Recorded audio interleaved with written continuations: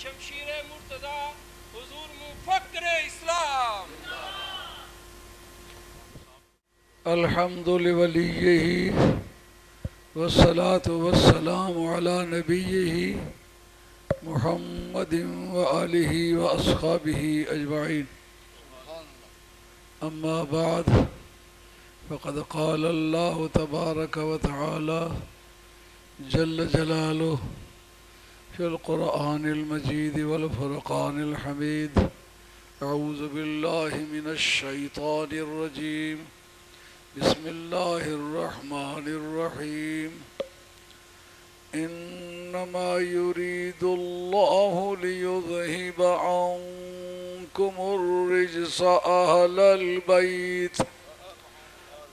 البيت ويطهركم تطهيرا.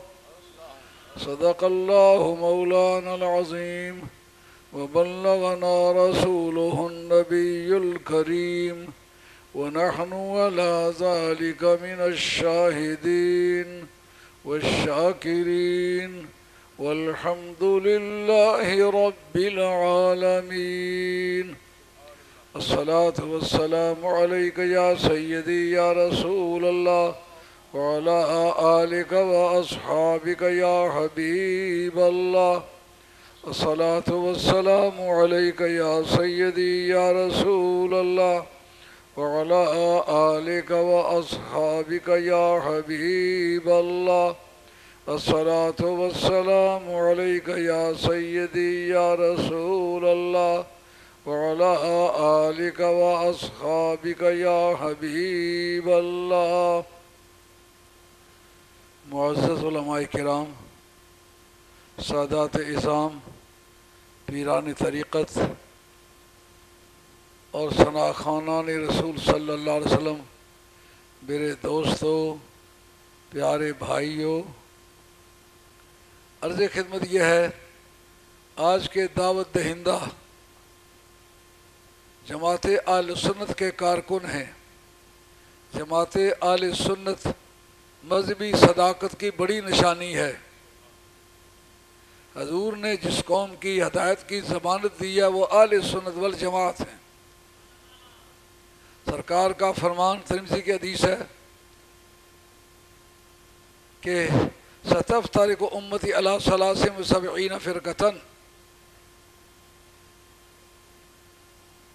میری امت 73 فرقوں میں تبدیل ہو جائے گی. اس سے مراد امت دعوت ہے یا امت اجابت؟ اس سے امت اجابت ہے، امت دعوت مراد نہیں. اگر امت دعوت لی جائے تو کئی کروڑوں جماعتیں بن جاتی ہیں. کلہم فی النار الا واحدہ، سب جہنم میں جائیں گے صرف ایک بچے گی. من ہم یا رسول اللہ صلی اللہ علیہ وسلم، یا رسول اللہ وہ بتائیے وہ کون ہیں؟ اب ہم اہل السنت والجماعہ، وہ اہل سنت والجماعت ہیں. اہل سنت بھی ہیں، اہل جماعت بھی ہیں. فرمایا مس سنت والجماعہ، آپ بتا دیجئے کہ سنت اور جماعت کس بات کا نام ہے؟ کہا ما انا علیہ الیوم و اصحابی، جس عقیدے، جس مذہب، جس عمل پر آج میں ہوں، میرے صحابہ ہیں، وہ اہل سنت والجماعت ہے.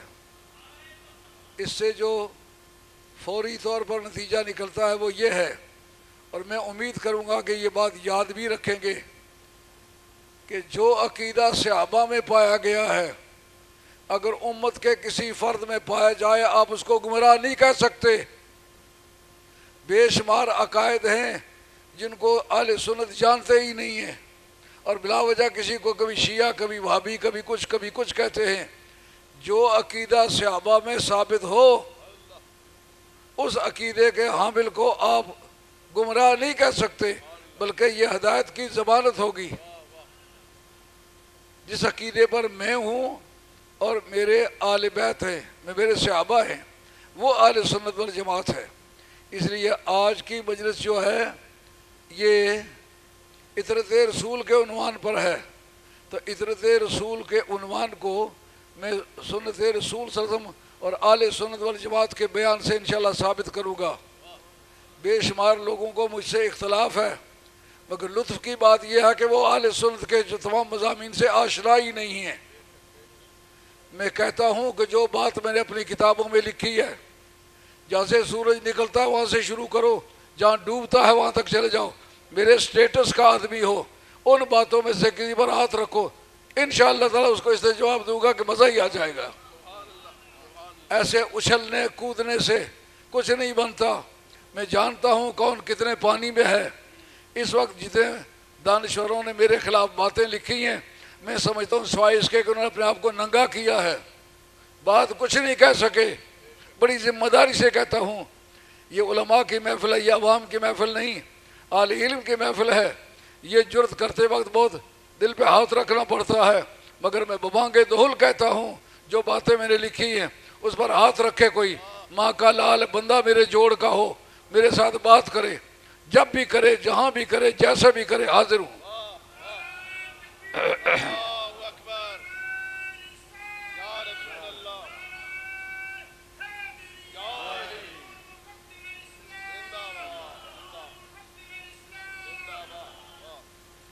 انما یرید اللہ کا پہلے ترجمہ عرض کرتا ہوں، بجوز اس کے نہیں ہے کہ صرف اللہ کی مرضی ہے، صرف اللہ کا ارادہ ہے۔ ان میرے جملوں پر غور کریں گے۔ انما قصر ہے، یہ علم بیان کا مسئلہ ہے۔ بے شمار لوگوں نے جملے کسے ہیں، لیکن بالکل پتہ چلتا ہے کہ علم سے کورے ہیں۔ اگر علم والے ہوتے میری بات پر اعتراض کبھی نہ کرتے۔ انما قصر ہے، قصر کس بات کا نام ہے؟ ایک وصف کو، ایک صفت کو، ایک فعل کو، ایک شان کو سب سے نفی کر کے ایک کے اندر بند کرنا، اس کا نام ہے قصر۔ جس کو بند کریں وہ مقصور ہے، جس کے اندر بند کریں وہ مقصور علیہ ہے۔ اب اس جگہ انما کے ساتھ قصر آئی ہوئی ہے، اس میں دیکھنا یہ ہے کہ مقصور کون سا ہے اور مقصور علیہ کون سا ہے۔ انما کے ساتھ قصر آئے، ذمہ داری سے کہتا ہوں، جو مدرسین حضرات ہیں غور کریں۔ مجھے اس بات کی کوئی گھبراہٹ نہیں، میں مولوی برادری کا آدمی نہیں ہوں، پہلی تاریخ سے ہی مجھے مولویوں سے ٹکر کھانا پڑی ہے اور انشاءاللہ کامیابی کے ساتھ زندگی گزاری ہے۔ کوئی آدمی یہ ہاتھ کھڑا نہیں کر سکتا کہ میں اس کے ساتھ بات کرنے کے لیے کیا تو یہ چھپ گیا یا بات نہیں کر سکا۔ کل بھی بات کے لیے تیار تھا، آج بھی بات کے لیے تیار ہوں۔ انما کے ساتھ جو قصر آتی ہے، جزو اول مکسور ہوتا ہے، جزو ثانی مکسور علیہ ہوتا ہے۔ یہاں انما کے بعد ہے یریدو، یہ فعل ہے، یہ جزو اول ہے، اللہ مفعول جزو ثانی ہے۔ اس کا مطلب یہ ارادہ کو مکسور کیا گیا ذات باری میں، یعنی صرف اللہ کی مرضی ہے۔ کیا بتایا؟ اگر کسی اور کی مرضی شامل ہوتی تو کئی کے لوگوں کے پیٹوں میں درد ہوتا۔ صرف اللہ کی مرضی، بات خیال میں آئی ہے؟ یہ کسی پر طنز نہیں ہے، کسی پر تشنیع نہیں ہے۔ سوچیں، کل بلاغت کی کتابیں اٹھا کر کے دیکھیں، یہ بات ہے کہ نہیں ہے؟ ترجمہ پھر کیوں غلط کرتے ہو؟ صرف اللہ کی مرضی ہے۔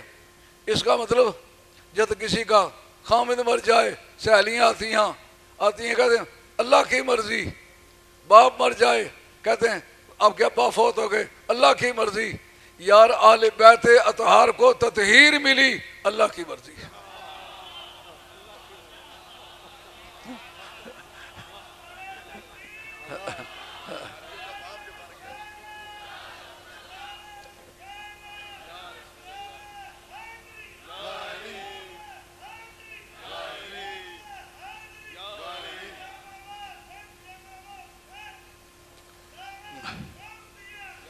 میں اس وقت اتنا کمزور ہوں، نہ میری آواز اس قابل ہے کہ میں شعر پڑھ سکوں، وگرنہ شعر پڑھنے کا ڈھنگ مجھے آتا ہے۔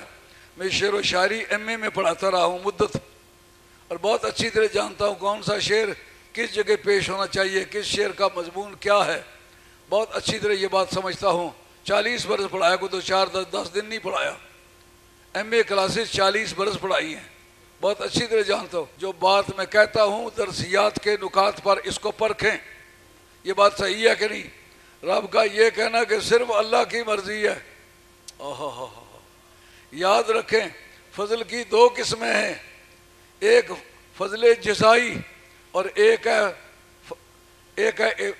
تفضیل فضالی، یعنی اللہ تعالیٰ اپنے فضل سے کمالات جو ملتے ہیں، ایک کمالات کسبیہ ہیں، ایک کمالات فضلیہ ہیں، جس کو کہتے ہیں نبوت اور رسالت، وہ اللہ تعالیٰ کا فیضان فضل ہے۔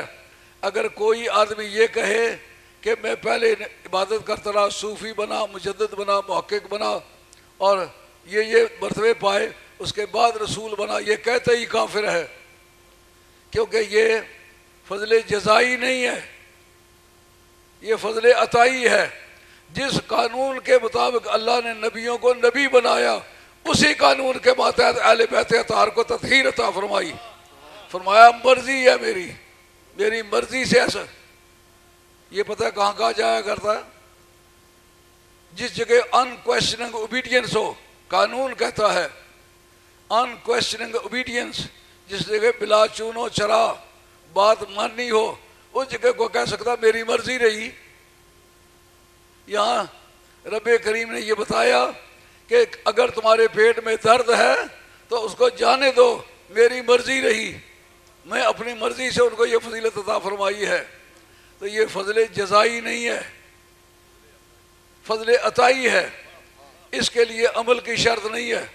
اس کے ساتھ پہلا جو حصہ ہے جس میں ازواج مطہرات کا ذکر ہے، اس میں آیا ہے کہ تم جو ہے لستن کاخذ من النساء، تم دنیا کی عورتوں میں سے کسی کی مانند نہیں ہو، اگر تم نیکی کرو گی تو تمہیں دگنا ثواب ہوگا، اگر بدی کرو گی تو دگنا عذاب ہوگا۔ اس کا مطلب یہ حضور کے ازواج مطہرات آل بیت میں سے ہیں، لیکن وہ فضل جزائی کے کھاتے کی ہیں۔ اگر اچھے اعمال کرو گے تو ثواب ملے گا، اگر اعمال میں کوئی کوتاہی دکھاؤ گے تو پھر تمہیں دگنا عذاب بھی ہوگا۔ لیکن یہ جن کا نام تطہیر کے نام سے آیا ہے، ان کو ہم نے یہ اس کھاتے میں نہیں رکھا، اس میں فضل جزائی نہیں، فضل عطائی کے کھاتے میں رکھا ہے۔ نبی کریم رؤوف الرحیم صلی اللہ علیہ وسلم نے اس کی جو تفسیر فرمائی ہے، مفسرین کے ہاں 2 طرح کی حدیثیں اس کے اندر موجود ہیں۔ سرکار نے پہلے چادر ڈالی اور یہ کہا اللہ کریم اللہم ہؤلاء آل بیتی، مولا کریم یہ میری آل بیت ہے۔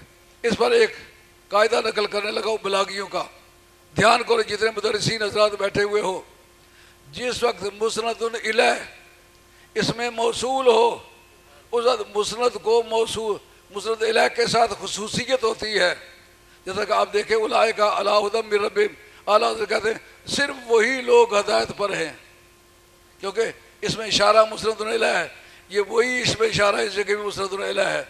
اس کا مطلب یہ کہ میں تمہیں بتاتا ہوں کہ یہی میری آل بیت ہے، ہؤلاء اس میں اشارہ ہے، اور آل بیتی، اور یہ اس کے وہ مسند جو ہے وہ مبتدا ہے، یہ اس کی خبر ہے۔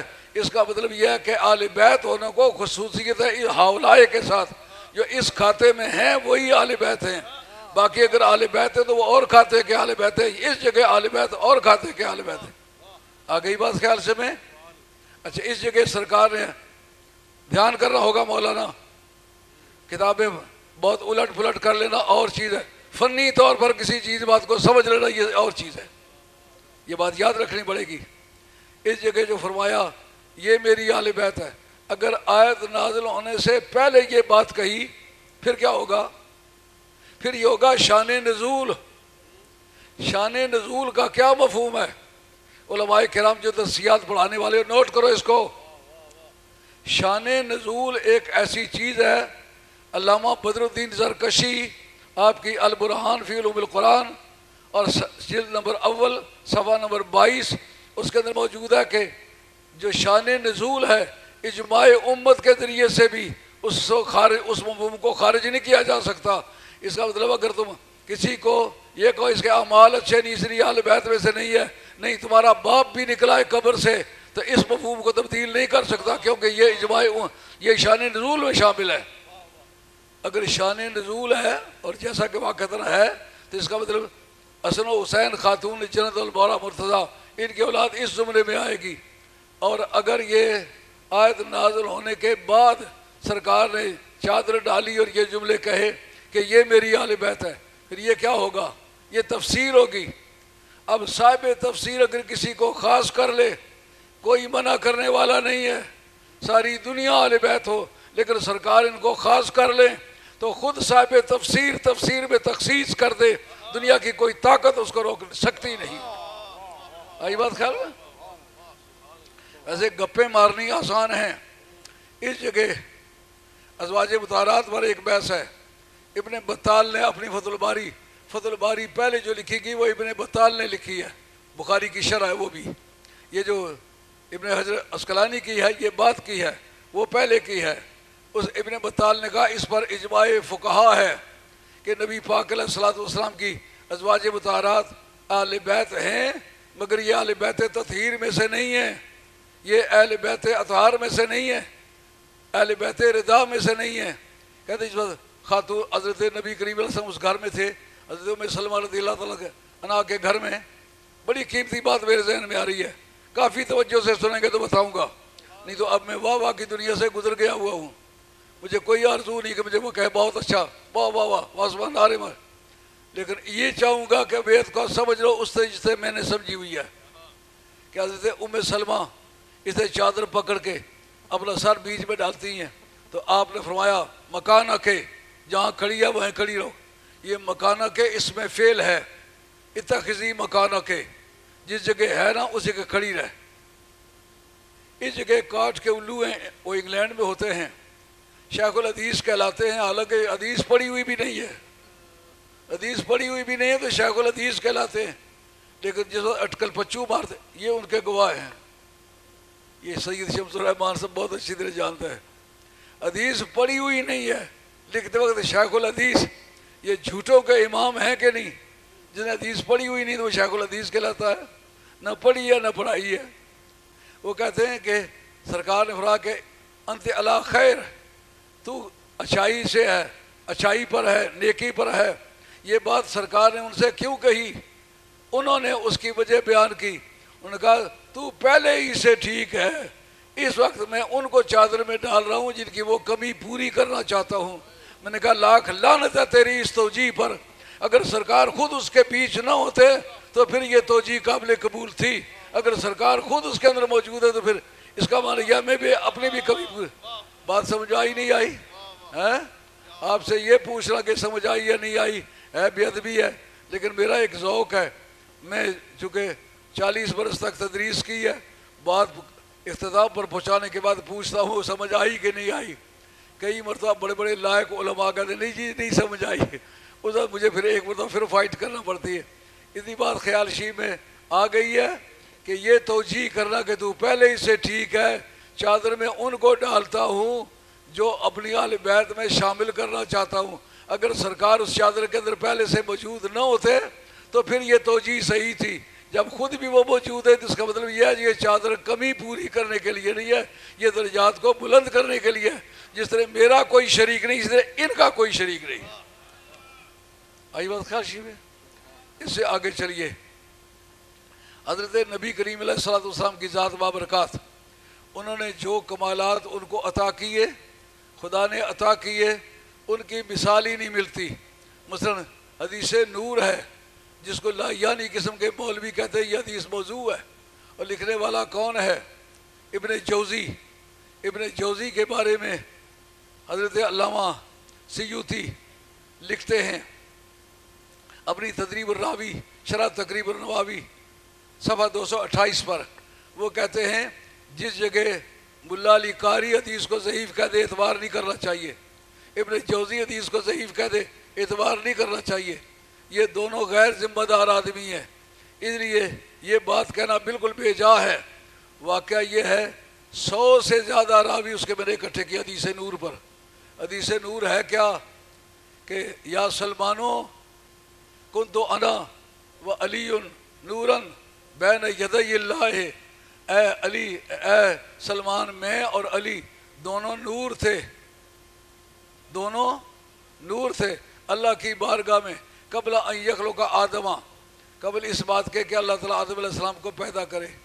یار موقوف علیہ کو پہلے پیدا کرتے ہیں، موقوف کو بعد میں پیدا کرتے ہیں. معلوم ہوا جس طرح کائنات کے لیے سرکار کی ذات موقوف علیہ ہے، مولا مرتضیٰ کی ذات بھی کائنات کے لیے موقوف علیہ. اور فرمایا قبل ان یخلق آدم 14 الف عام، 14,000 برس پہلے ہم لوگ موجود تھے. ثم لما خلق آدم قسم ذالک النور جزئین فجزء انا و جزء علی. ایک کاٹ کے الو گزرے ہیں جن کی ساری زندگی اللہ اللہ میں گزری ہے، اور آخر اپنا منہ کالا کر کے مرے، جو کہتے سرکار کو جب تک اعلان نبوت نہیں کیا تھا پتہ ہی نہیں تھا میں نبی ہوں یا نہیں ہوں. ان کا اعتراض یہ تھا کہ اگر سرکار نبی تھے تو سرکار نے تبلیغ کیوں نہیں کی.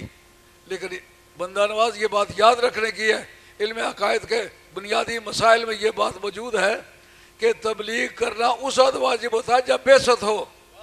بعثت کے بغیر تبلیغ کرنا واجب نہیں ہوتا. خضر علیہ السلام نبی ہیں، الیاس علیہ السلام نبی ہیں، حضرت عیسیٰ علیہ السلام نبی ہیں، ادریس علیہ السلام نبی ہیں. 2 آسمان پر ہیں 2 زمین پر. تبلیغ کیوں نہیں کرتے؟ کہا ان کی بعثت نہیں ہوئی، سرکار کی بعثت نہیں ہوئی تھی، اس لیے سرکار تبلیغ نہیں فرماتے تھے. پھر کیا کرتے تھے؟ کہا کرتے یہ تھے نبیوں کی تربیت کرتے تھے کہ نبی ہونے کا کام اس طریقے سے کیا جاتا ہے. ٹیچنگ کرتے تھے نبیوں کو. علی کیا کرتے تھے؟ کہا علی خلافت کا کام کرتے تھے. خلافت کی 2 قسمیں ہیں، ایک سید محمود علوسی بغدادی، آپ کی تفسیر روح المعانی انما ولیکم اللہ و رسولہ، اس کے تحت وہ لکھتے ہیں، کہتا ہے خلافت کی 2 قسمیں ہیں، ایک خلافت ظاہریہ، ایک خلافت باطنیہ. کہا خلافت ظاہریہ کب شروع ہوئی؟ کہا حضرت ابوبکر صدیق رضی اللہ عنہ کی ذات پاک سرکار کے خلیفہ بلا فصل ہیں، لیکن یہ کون سی خلافت ہے؟ یہ خلافت ظاہرہ ہے. لیکن حضرت حیدر کرار یہ کس طرح کے خلیفہ ہیں؟ کہا خلیفہ باطن ہے. خلیفہ باطن کی ورکنگ باڈی کب شروع ہوئی ہے؟ کہا جس طرح نبی کریم علیہ السلام ماں کے پیٹ میں آنے سے پہلے نبیوں کو نبوت سکھاتے تھے، اسی طرح علی مرتضیٰ ولیوں کو ولایت سکھاتے تھے. اور حضرت قاضی صلی اللہ صاحب پانی پتی رحمۃ اللہ علیہ، آپ کی تفسیر مظہری جلد 2 صفحہ 120، اور یہ آیت کنتم خیر امت، اس کے بتاعت لکھتے ہیں ما بلغ احد من الامم السابقۃ علی درجۃ الاولیاء الا بتوسط علی علیہ السلام، کہ کوئی ولی نہیں بنا کسی بھی امت میں. یار لوگوں ولیوں کی کرامتیں دیکھیے پر پیدائش کے بعد، واہ علی تیری ولایت پر قربان، ابھی ماں کے پیٹ میں نہیں آیا کائنات میں ولی بناتا رہا. معلوم ہوا کہ خلافت باطنہ کی عمر بہت زیادہ ہے. جس دن سے نبوت نے کام کرنا شروع کیا اسی تاریخ سے خلافت باطنہ نے کام کرنا شروع کیا. اور کرتے کرتے اس امت میں یہ سب کا اتفاق ہے کہ کوئی ولی اس امت میں ولی بنے علی کے واسطے سے بن سکتا، اپنے طور پر نہیں بن سکتا. قاضی صلی اللہ صاحب پانی پتی، آپ کی تفسیر مظہری سورہ ہود اور آیت نمبر 17، اس کے بتاعت لکھا ہے کہ خلفائے راشدین کی اور تمام صحابہ کی جو ولایت ہے وہ بھی حضرت علی مرتضیٰ کی عطا ہے. یعنی کسی کو براہ راست ولایت ذمہ داری سے کہتے مجھے پتہ ہے، میری اس بات سے آدمی بدک جاتے ہیں. وہ سمجھتے ہیں یار اسے تفضیل لازم آتی نہیں، تفضیل نہیں لازم آتی. ہم نشیں و کوچائے عشق حجاز ہے، محمود جس گلی میں غلام ایاز ہے. ایسا ہوتا رہتا ہے. خیال میں آ رہی ہے بات؟ اب خلافت باطنہ کا جو کام ہے وہ خلافت باطنہ نے کیا ہے. کوئی بھی ولی بنا ہے کسی بھی امت میں بنا ہے علی نے بنایا ہے. اب ناراضگی کیسی ہے؟ میں کہتا ہوں بڑی شان ہے سارے صحابہ کی. حضرت امام احمد بن حنبل سے پوچھا، یہ ابن جوزی لکھتا ہے کہ سب سے افضل کون ہے؟ ان کا ابوبکر صدیق رضی اللہ تعالیٰ. کہا پھر افضل کون ہے؟ کہا عمر فاروق رضی اللہ عنہ. کہا پھر کون ہے؟ کہا عثمان غنی رضی اللہ تعالیٰ. اس کے بعد انہوں نے کہا کہ پھر حضرت علی کدھر گئے؟ انہوں نے کہا فَإِنَّهُمْ تَنَوَّرُوا مِنَ الْخِلَافَةِ فَأَمَّا وَلِيٌّ فَإِنَّهُ نَوَّرَهَا، سارے خلیفوں نے خلافت سے نور حاصل کیا اور علی نے خلافت کو نور بخشا۔ اس سے آگے چلیے، ان سے پوچھتے پوچھتے آخر پوچھا کہ علی کا فضیلت میں کیا مقام ہے۔ انہوں نے فضائل یہ پہلے بیان کر چکے، فلاں افضل ہے فلاں افضل ہے، کہا پھر علی کی طرف گیا، انہوں نے کہا یا بنیہ ہوا من آل بیت رسول اللہ صلی اللہ علیہ وسلم فلا یقاس بہم احد، وہ تو سرکار کے خاندان میں سے، عطرت رسول میں سے ہے، ان کے ساتھ تو برابری کسی کی نہیں ہو سکتی۔ اب سے میرا کیا قصور ہے؟ ہاں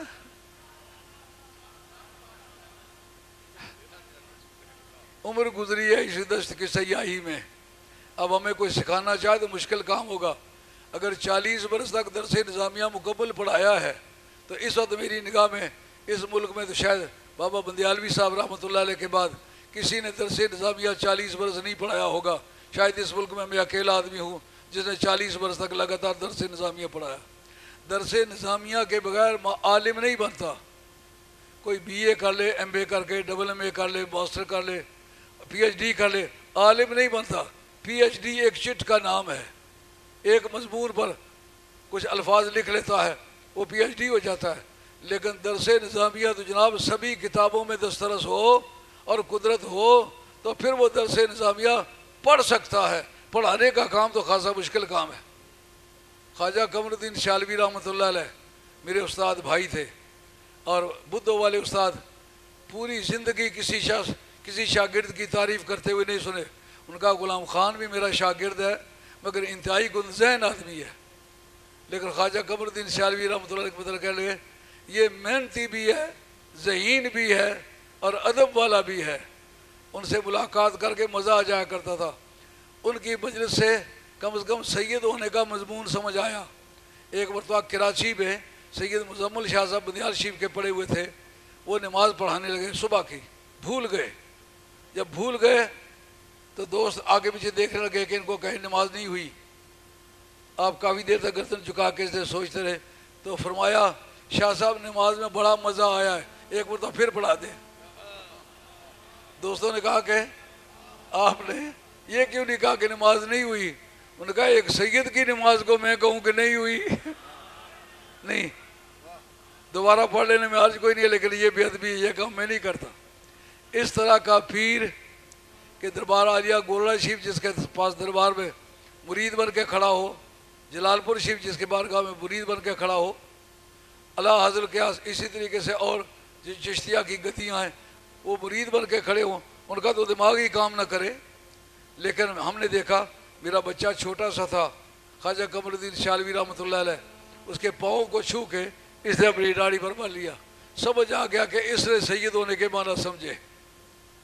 خیال میں یہ بات اب نبی کریم علیہ الصلوۃ والسلام کی جو آل بیت ہے، عطرت رسول، یہ ایک لفظ ہے جس کو ڈکشنری میں دیکھیں تو ناآشنا اس کا کیا ترجمہ کرتے ہیں۔ حضرت ابن مردوہ جو 4ویں اور 5ویں صدی کے بڑے عظیم محدث ہیں، وہ کہتے ہیں کہ عطرت رسول سے صرف علی، حسن، حسین، خاتون جنت اور جناب مصطفیٰ اس میں عطرت میں شامل ہیں۔ سرکار دو عالم صاحب نے آل بیت کہتے وقت اپنے آپ کو شامل کیا۔ وہاں لندن میں ایک بزرگ گئے جنہوں نے داڑھی بہت اچھی طرح سے رنگی ہوئی تھی اور بڑے اچھے آستانے کے بزرگ تھے۔ وہ کہنے لگے یہ جو اللہ تعالیٰ نے کہا نا کہ اللہ تعالیٰ تمہیں پاک کرنا چاہتا ہے، پاک اس چیز کو کرتے جو پلید ہو۔ یہ بات رکھے، اپنا کرتا پکڑ کے اس نے کیا، کہا میں کہتا ہوں یہ میرا کرتا پاک کر دو، پوچھے گا کوئی کہ پلیدی کیا لگی ہوئی ہے؟ جب سیدوں کو پاک کرنا چاہ پوچھنا پڑے گا تو پلیدی کیا ہے؟ سیدوں کے آل بیت کے دل و دماغ میں جو کبر اور تکبر کے بت تھے وہ نجاست تھی، اس کو دور کرنے کے لیے۔ اور دوسرے دن میں نے ٹیپ کر کے ان کے پاس بھیجی 3 گھنٹے کی، اور اچھا لتاڑا ان کو۔ میں نے کہا تو میں دعوت دیتا ہوں میرے ساتھ بات کرو۔ دوسرے دن انہوں نے کہا کہ میں اپنے عقیدے سے رجوع کرتا ہوں، اور یہ تمہیں کس نے بتایا ہے کہ پاک کرنے کے لیے ناپاک ہونا شرط ہے؟ اگر کسی کا وضو ہے، وضو پہ وضو کر لیتا ہے، ممنوع ہے کہ ثواب بڑھ جائے گا؟ نہیں، پاک کو پاک کرنا۔ قرآن مجید نے یہ بات کہی ہے نا کہ جن لوگوں نے ہمارے الذین آمنوا وقاتلوا فی سبیلہ لنہدینہم سبلنا، جن لوگوں نے ایمان کی دولت پائی، ہمارے راستے میں جنگ کیے، ہم ان کو منزل مقصود کی ہدایت دے دیں گے۔ تو کیا وہ منزل مقصود کی ہدایت انہیں ابھی تک نہیں ملی؟ ایمان بھی لائے، جہاد بھی کیے۔ اور یہ بات تمہاری سمجھ میں پھر آنی چاہیے۔ سرکار جب نماز پڑھتے تھے تو کہتے اہدنا الصراط المستقیم، پڑھتے تھے کہ نہیں پڑھتے تھے؟ جی پڑھتے تھے۔ اگر پڑھتے تھے تو ہدایت تو اس کو دی جاتی ہے جو بے ہدایت ہو۔ اگر ہدایت کے کئی مدارج ہیں، ستاروں سے آگے جہاں اور بھی ہے، ابھی عشق کے امتحان اور بھی ہے۔ میں اب تھکان محسوس کرتا ہوں، موٹی موٹی باتیں میں نے اطرت رسول کے بارے میں آپ کی خدمت عالیہ میں پیش کی ہے۔ چونکہ بہت سارے بزرگ جو مجھ سے زیادہ بہتر بولنے والے وہ موجود ہیں، سن رہے ہیں، تو سنانے والے کو سننے کی عادت نہیں رہتی، اس لیے پتہ نہیں وہ یا داف البلیات پڑھ رہے ہو۔ اس لیے میں اپنی بات کو اب ختم کرتا ہوں۔ اللہ تعالیٰ میرا اور آپ کا خاتمہ سچے دین پر کرے، اور جن لوگوں نے یہ اہتمام کیا ہے اللہ ان کو جزائے خیر دے۔ یہ جو آپ کے جنرل سیکرٹری ہیں جماعت اہل سنت کے، اور حافظ اشتیاق صاحب، ان لوگوں نے بڑی محنت کی ہے، علماء کو اکٹھا کیا ہے۔ اتنی صورتیں علماء کی اکٹھی ہونا یہ بڑا مسئلہ ہے، یہ ان کا بڑا کارنامہ ہے۔ آگے بھی ایک مرتبہ انہوں نے اس طرح کی مجلس کی تھی جس میں اہل علم بھی اکٹھے ہوئے تھے۔